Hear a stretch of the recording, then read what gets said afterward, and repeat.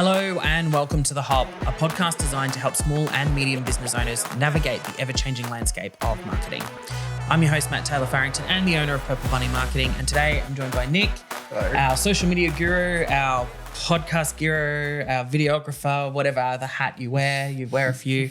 And we're broadcasting from a different type studio. My lounge room, very convenient for me.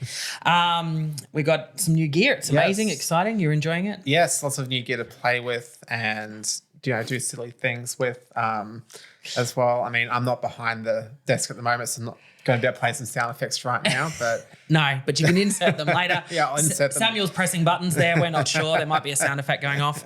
But yes, exciting. I definitely like that, bam, bam, bam sound. Yeah, that'll silly. be fun. We'll have to insert that somewhere. Find a reason for it. Anyways. Yeah. Anyways, we're going to talk about social media. We're going to talk about some new features or things that we're finding that are going on. And some annoying things that I guess 1 minute it's doing this and then it's changing. So let's dive straight into it. But obviously we briefly spoke about content duration last time and that we suspected that algorithms might change in the future because we are seeing the allowance of expanded content being, 90 seconds, Jesus, going backwards, 120 seconds, etc. But what have we found out in that space? So Instagram recently announced that they are really pretty much capping their videos to 90 seconds. If your videos go over 90 seconds, then they won't be featured as often as videos featured underneath 90 seconds. Yeah. And that's just Instagram. Yes. TikTok is a whole nother ballpark because now they're experimenting with videos over an hour long. For example, the other day I saw the whole Super Mario Brothers movie uploaded onto TikTok. I could watch the whole thing, but I didn't because I'm like, I've watched it on Netflix or something instead. Yes. But some other creators on there have been experimenting with that too. So for example, Wired, the Actors on Actors series, they're uploading onto TikTok as well as YouTube, the full 20-minute video. It's going back to Instagram. Yeah, they're capping at 90 seconds pretty much. If you upload long form content on there, they're not going to like that. And you won't get the traction on it compared to shorter videos. So what I can see from Instagram is you can still upload longer video content. But if you want it to distribute and get the reach, then you need to keep it under that 90-second mark. Yeah. So, for example, if I decide to make this a 60-second highlight, for which podcast, you will, which I probably will. So that's why with these highlights, I cap it at 60 seconds because it's especially on YouTube. If I want to make it as a YouTube short instead of a video, it has to be underneath 60 seconds, and those shorts get more traction. And I've seen that's why I've experimented with our other client we do podcasts for on the couch with Steve. So I accidentally did it over the 60 seconds on YouTube and it counts the YouTube video and got no traction because it's So I got a bit off topic there, but it's just it's just kind of crazy how you kind of have to keep an eye on all these. Yeah, and they're all doing something different. And I guess TikTok's aim with the whole. Yeah. Maybe we should upload an entire podcast on TikTok as well. Why not? No, let's not. But the whole 60 minutes, I guess, maybe TikTok's trying to pinch some of that market from YouTube. I guess. Absolutely. Yeah, I think that's where they're probably trying to reach. Instagram just being annoying with the 90 seconds thing. I mean, why expand it and then still say that we're only going to target if it's 90 seconds? I just find that frustrating. But anyways, I guess that's around duration. And obviously we'll keep you posted if we find or hear any more changes there. But interestingly, we found out about some new features that are coming, and maybe Instagram's targeting some other platforms in their focus, but some new Instagram features. So the first one was Peak.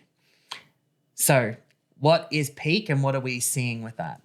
So it seems to be similar to Be Real. They haven't said it's like Be Real, but from what we're gathering, it's kind of like Be Real. So it's very in the moment, no filters type thing, similar to Be Real.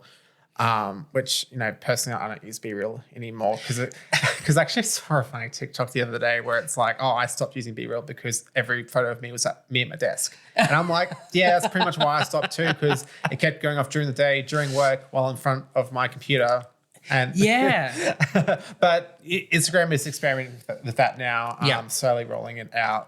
I personally haven't got on my Instagram yet, so maybe soon. No, I haven't seen it either, but I've heard obviously around that's coming. And, Instagram's known for copying other people. So stories from Snapchat, for example, Yes, yes. And leading into stories, I guess there's another feature that they're talking about called Lately, which will be there as well. And what are we finding around that that's going to affect with stories? So pretty much instead of your story being 24 hours, it'll be 7 days pretty much, but only for your followers. I think I've seen it somewhere, like some brand I follow has had that happen. Yeah. I can't recall. It does, like when I was doing my research, I was like, I think I've seen someone do that before. Yes. But yeah, story being up for 24 hours, it would be up for the whole week, and that's only for your followers. So if someone's not following you and they look on your profile, they won't see. Yes. Yeah. Perfect.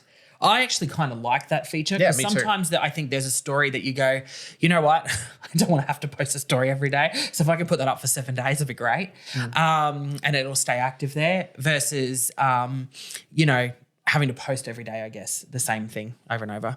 And I think that's great for business in particular who are running, say, a week-long sale and stuff like that. You know, we talked about them in a podcast with Sam where we were talking about the fact that sometimes those short burst sales are hard. And from an organic standpoint, that'd be great to be able to have the story there because we know that people live in stories. Yeah. I know I do. I get stuck in stories. And sometimes you don't get to see because you might follow like 500 people. And if you don't get to see it. You don't see all of them. So if you get to see it a few days later.